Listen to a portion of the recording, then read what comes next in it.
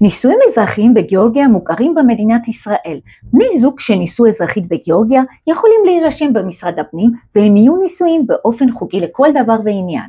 אבל אם אחד מבני הזוג הוא זר, כלומר לא אזרח ישראלי, נישואים לא מקנים לו אזרחות ישראלית. לצורך כך צריך לעבור הליך מדורג במשרד הפנים ולהגיש בקשה להסדרת מעמד שכוללת תעודת נישואין עם אפוסטיל ותרגום נוטריוני לעברית, תעודת לידה של בן הזוג הזר, דרכון בתוקף, והכי חשוב, הוכחת חיים משותפים כמו הסכם שכירות, חשבון בנק משותף, תמונות מטיולים, ארוחות משפחתיות, וגם טוב לצרף תצהירים של אנשים שמכירים אתכם, ותתכוננו לראיון עם פקיד שיבדוק אם הקשר שלכם אמיתי.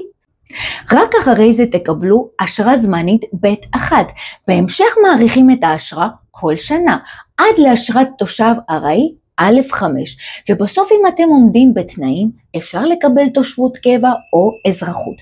אני לא רוצה לייאש אתכם, אבל לצערי, משך ההליך בין 4 עד 7 שנים, ואם אתם בני זוג, כשאחד מכם אינו אזרח ישראלי, אנחנו עומדים לרשותכם בשלב הראשון, ונדאג שתתחתנו בחתונה אזרחית. מזל טוב!